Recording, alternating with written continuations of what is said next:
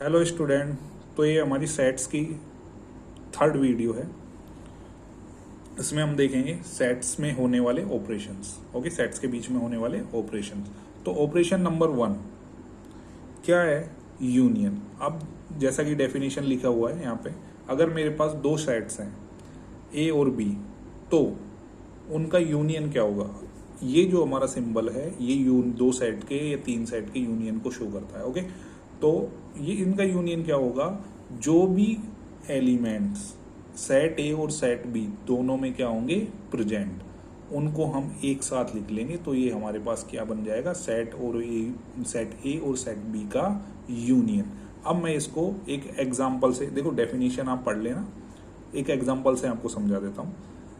Example number 1, इसमें एक set ए है जिसके अंदर एलिमेंट्स है 2, 7, 3 और बी के अंदर एलिमेंट्स है 7, 10 एंड 21। तो इन दोनों का यूनियन क्या होगा? दोनों में जो भी एलिमेंट्स आ रहे हैं उन सबको एक साथ लिख देंगे। कौन कौन से एलिमेंट आ रहे हैं? 2, 3, 7, 10 एंड 21। अब ध्यान रखना, 7 यहाँ पे भी आए, यहाँ पे भी, दोनों सेट्स में, तो उसको एक ही बार लिखना है। ठीक है, ओके। तो हमारे पास ये क्या आ गया? अब इसका हम वेन डायग्राम देख लेते हैं। मैंने एक वेन डायग्राम में बनाया। सेट ए में कौन कौन से एलिमेंट आ रहे हैं? 2, 3, 7 और सेट बी में 7, 10 एंड 21। तो यहाँ देखो, सेट ए में कौन सा, इन दोनों में कौन सा कॉमन एलिमेंट था? 7। तो मैंने इसको कॉमन दर्शा दिया। ओके, तो इस तरह से आप ए और यूनियन, सेट ए और सेट बी का यूनियन आप फाइंड कर सकते हो। ठीक है, अब इसकी कुछ प्रॉपर्टीज आती हैं। सबसे पहली प्रॉपर्टी है कम्यूटेटिव प्रॉपर्टी।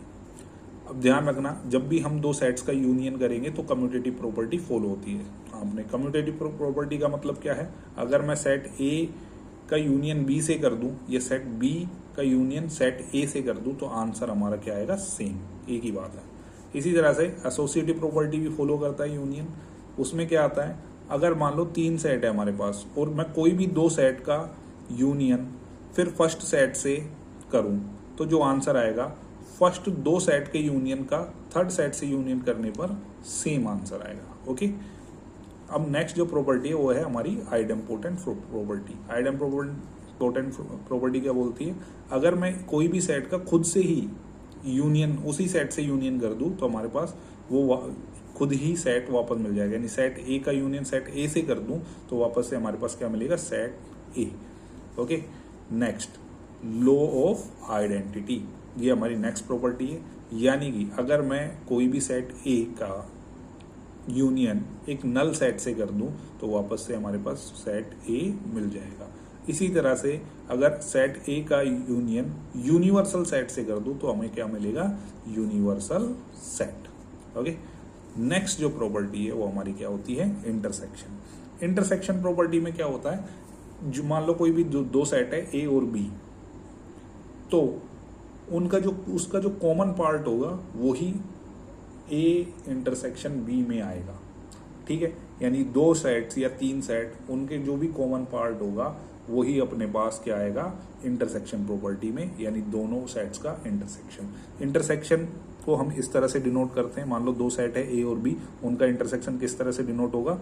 ये हमारा इंटरसेक्शन का सिंबल है। Okay, it includes only common element of sets. Okay, मान लो दो सेट्स है हमारे पास। एक सेट एक जिसमें हमारे पास एलिमेंट है 1, 2, 3।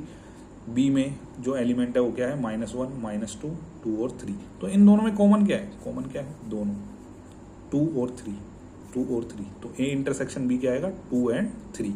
इसको आप वेन डायग्राम से भी समझ सकते हो। वेन डायग्राम में देखो मैंने दिखा रखा है ए के एलिमेंट्स, ये है हमारे बी के एलिमेंट्स। तो इन दोनों में कॉमन क्या था? 2 और 3। तो ये अपना क्या शो कर रहा है? कॉमन एलिमेंट्स क्या शो कर रहा है? A intersection B.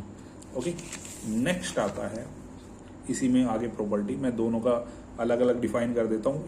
यूनियन और इंटरसेक्शन में क्या डिफरेंस है?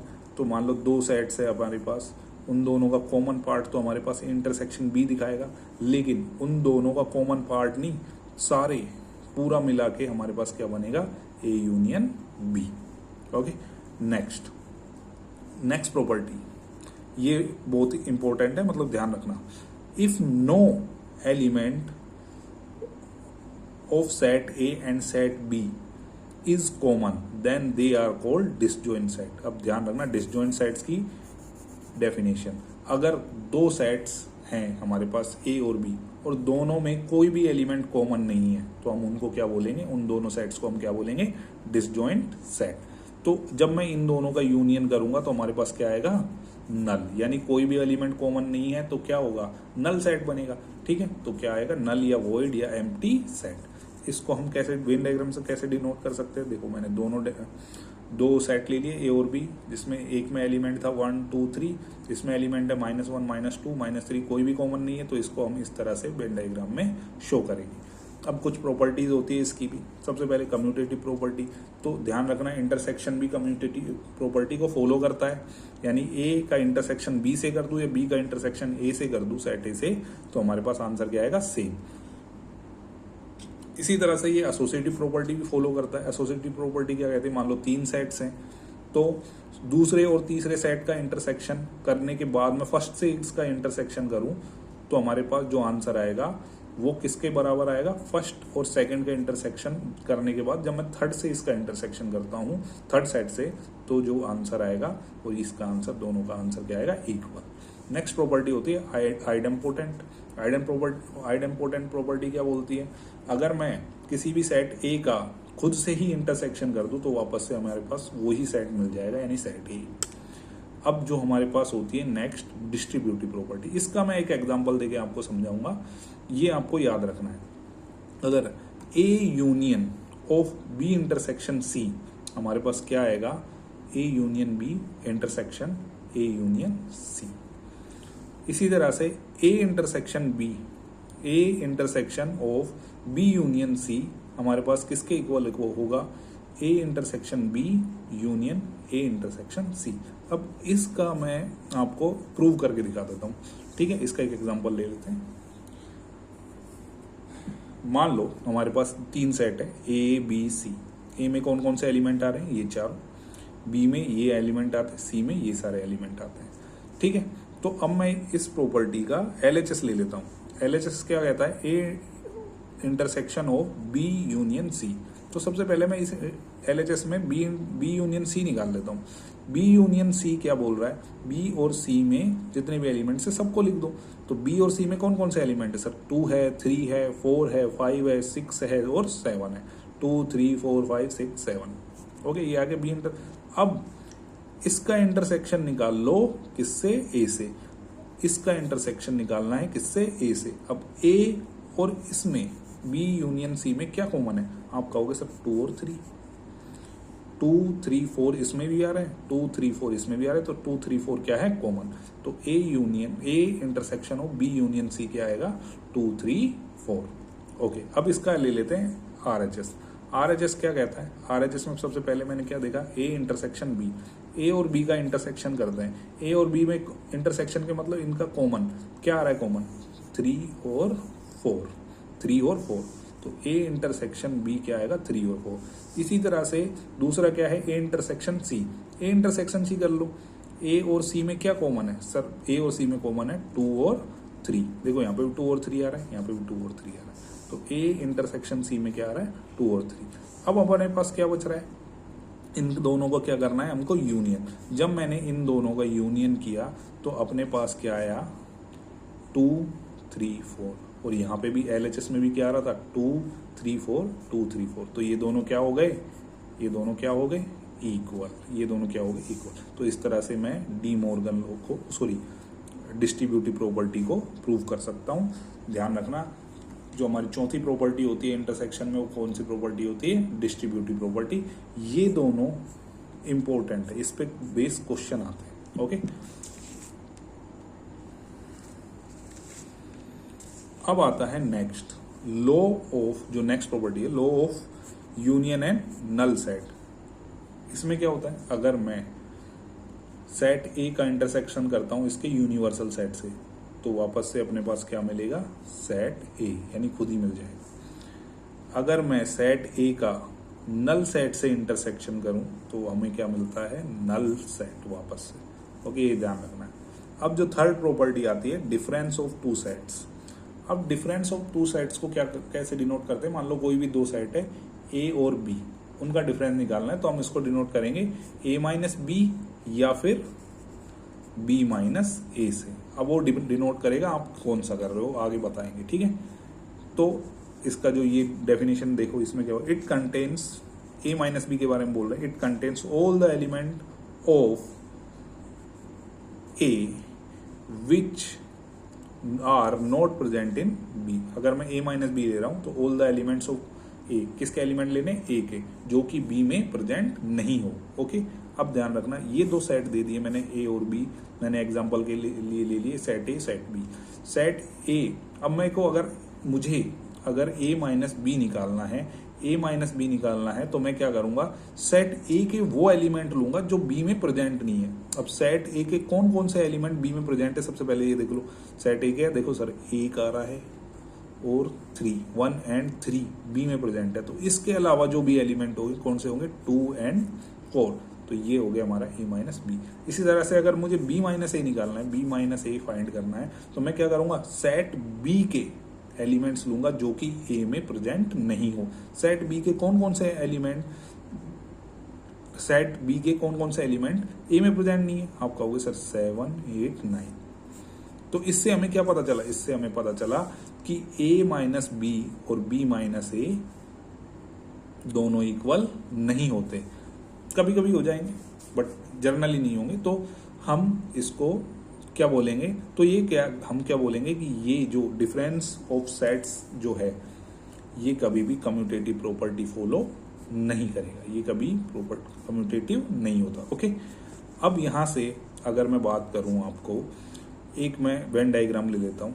यहाँ मैंने देखा सर ये जो वेन डायग्राम है इसमें दो सेट मैंने दे रखे हैं, ए और सेट बी। इसका एक पार्ट कॉमन है, जिसको मैं कॉमन पार्ट को किससे डिनोट करता हूँ, ए इंटरसेक्शन बी से। ये वाला जो पार्ट है, ये वाला, इसको मैं कैसे डिनोट करूंगा, b माइनस ए से। और ये जो पार्ट है इसको मैं कैसे डिनोट करूंगा, a माइनस बी से। अगर मैं, एक फॉर्मूला बन गया यहाँ से, यहाँ देखना ये वाला, ये इंपॉर्टेंट फॉर्मूला है, a यूनियन b अगर मैं करना चाहूं तो हमारे पास क्या बनेगा, a यूनियन b में ये सारा आता है, सारे में क्या आएगा, a माइनस बी आएगा, a इंटरसेक्शन b आएगा और b माइनस ए। तो इन सब का क्या कर दूंगा मैं, यूनियन, a माइनस बी का union b, a intersection b से यूनियन b माइनस ए। ये अपने पास फॉर्मूला है जो आपको क्या करना है, याद, ओके, हमेशा। अब आते हैं next property, symmetric difference. Symmetric difference को हमारी बुक में अलग अलग तरीके से डिनोट किया हुआ है, इस तरह से भी, इस तरह से भी, इस तरह से भी, जैसा भी आप चाहो वैसा आप लिख सकते हो। तो a और b का सिमेट्रिक डिफरेंस क्या होगा, तो जो भी a और b के नॉन कॉमन एलिमेंट है उनको हम एक साथ लिख देंगे, ठीक है। नॉन कॉमन एलिमेंट, जैसे मैं एक एग्जांपल ले लेता हूँ, ये हमारे पास a का एलिमेंट है, ये हमारे b का एलिमेंट। तो a और b के सिमेट्रिक डिफरेंस क्या होगा, जो भी इन दोनों में कॉमन नहीं है। कौन कौन से कॉमन नहीं है, -2, देखो यहाँ पे कॉमन कौन कौन सा आ रहा है, 3, -3 आ रहा था और 10 आ रहा था। इन दोनों को छोड़ के जो भी एलिमेंट्स आएंगे, -2, -4, 5, 7 एंड 12, ये हमारे हो गए नॉन कॉमन एलिमेंट। इसको मैं वेन डायग्राम से शो करना चाहूँ तो वेन डायग्राम क्या बनता है, देखो ये और ये वाला पार्ट, यानी जो इंटरसेक्शन बन रहा है उसको छोड़ दें, बाकी सारे पार्ट्स को हम सिमेट्रिक डिफरेंस बोलेंगे। तो a और b का सिमेट्रिक डिफरेंस क्या होगा, a माइनस, ये वाला पार्ट कौन सा है, a माइनस बी, ये वाला पार्ट कौन सा है, b माइनस ए। तो इन दोनों का यूनियन, ये भी हमारा फॉर्मूला जो है वो हमारे पास क्या है, इंपॉर्टेंट। ओके, नेक्स्ट आता है कॉम्प्लीमेंट, देखते हैं कॉम्प्लीमेंट ऑफ सेट्स। तो कॉम्प्लीमेंट ऑफ सेट्स क्या होता है, मान लो कोई भी सेट का कॉम्प्लीमेंट होता है, कोई भी सेट का कॉम्प्लीमेंट अगर मुझे फाइंड करना होता है, तो जो भी सेट है उसके एलिमेंट्स को छोड़ के जो यूनिवर्सल सेट्स में जितने भी एलिमेंट्स आते हैं वो सारे क्या होंगे, उस सेट का कॉम्प्लीमेंट। यानी जो भी एलिमेंट्स उसमें आते हैं उसको छोड़ दो, बाकी सारे एलिमेंट्स को हम लिख देंगे यूनिवर्सल सेट के। इसको कैसे डिनोट करते हैं, मान लो कोई सेट ए है, उसका कॉम्प्लीमेंट में कैसे डिनोट करता हूँ, या तो ए डैश लगा दो, ए बार लगा लो, या फिर ए की पावर लगा लो, C for complement. Okay, it contain all the elements of universal set of A except the element of A. यहाँ देखो वेन डायग्राम से मैंने समझा रखा है। मान लो ये पूरा क्या है, यूनिवर्सल सेट, उसके अंदर छोटा सा ए बन रहा है, सेट ए। अब जो हमारा इसका कॉम्प्लीमेंट क्या होगा, ये वाला पार्ट, यानी ए को छोड़ दो, बाकी जितना भी पार्ट बच रहा है इसके यूनिवर्सल सेट का सबको ले लो, ठीक है। अब इसकी कुछ प्रॉपर्टीज होती है, वो ध्यान रखना है। यानी अगर कोई भी सेट ए के कॉम्प्लीमेंट का भी कॉम्प्लीमेंट लेना है, कॉम्प्लीमेंट का भी ए के कॉम्प्लीमेंट का कॉम्प्लीमेंट, वापस से हमारे पास क्या आ जाएगा, सेट ए। जो नेक्स्ट है ये आता है डी मॉर्गन लो, डी मॉर्गन लो। अब इसमें मैं प्रूव करके दिखाऊंगा आपको ये वाला, ठीक है। इसको देखते हैं, यानी ए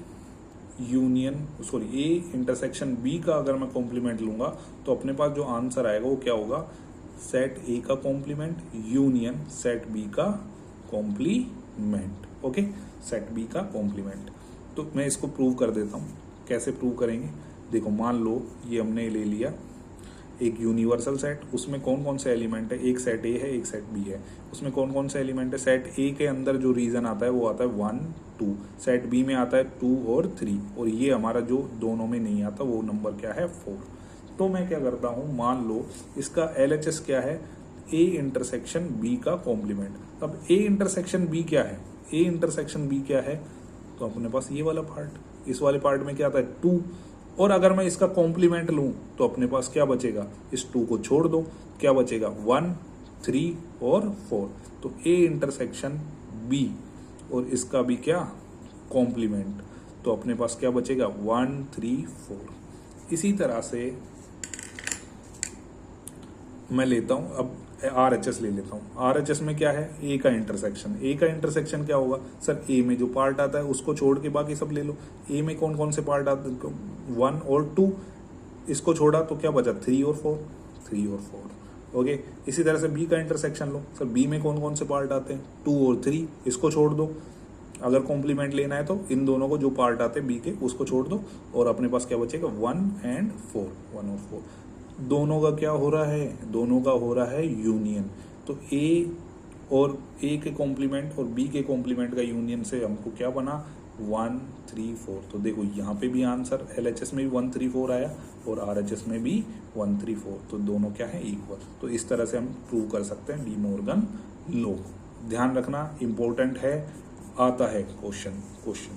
ओके, नेक्स्ट जो प्रॉपर्टी है वो क्या आएगा, अगर मैं कोई भी नल सेट का कॉम्प्लीमेंट लेता हूं तो अपने पास क्या बचेगा, यूनिवर्सल सेट। यूनिवर्सल सेट का कॉम्प्लीमेंट हमेशा क्या आएगा, नल सेट। ओके, अगर मैं कोई भी सेट को खुद के कॉम्प्लीमेंट से यूनियन करूं तो अपने पास क्या आएगा, यूनिवर्सल सेट।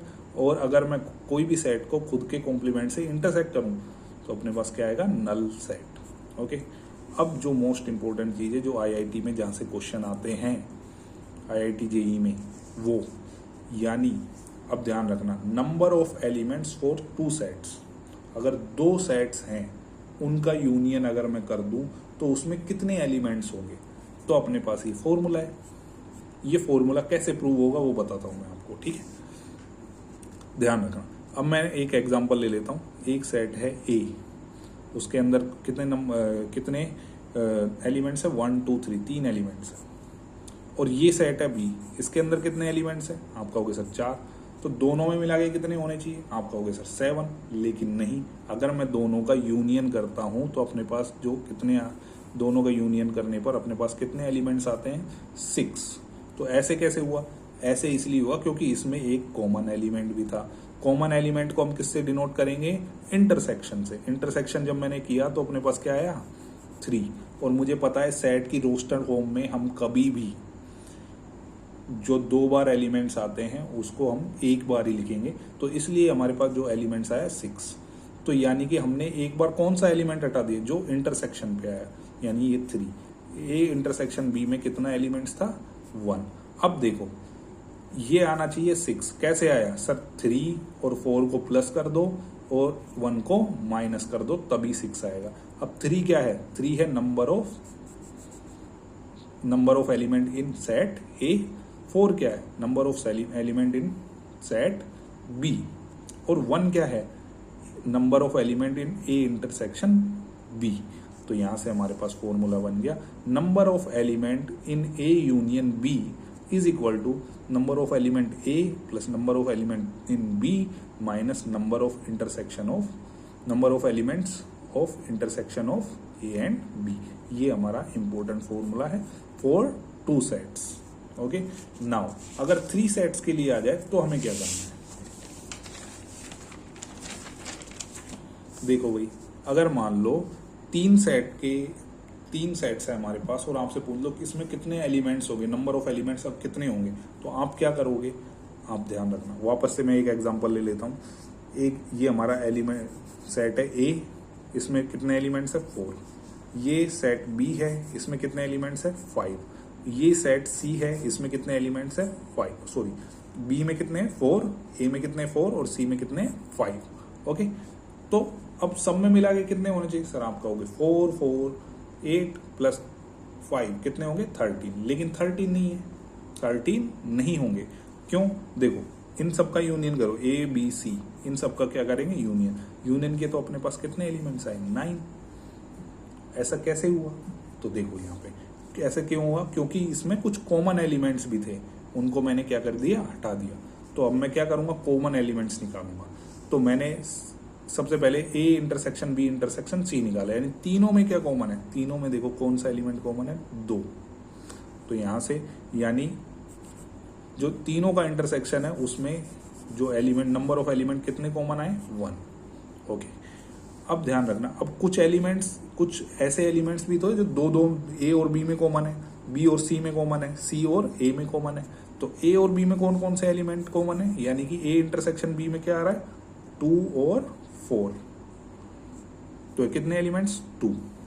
इसी तरह से बी और सी में कौन कौन से कॉमन है? आप कहोगे सर 2 है और 7 है। यहां पे भी कितने एलिमेंट्स कॉमन आए? 2। ओके, इसी तरह से ए और सी, इन दोनों में कौन सा एलिमेंट कॉमन है? सर आप कहोगे सर 2 ही कॉमन है। यानी कितने के एलिमेंट्स कॉमन है? 1। तो जब भी तीन नंबर के लिए, 3 सेट्स के लिए हमारे पास पूछे कि 3 सेट्स में नंबर ऑफ एलिमेंट्स कितने होंगे, तो मैं हमारे पास फॉर्मूला आ जाएगा क्या?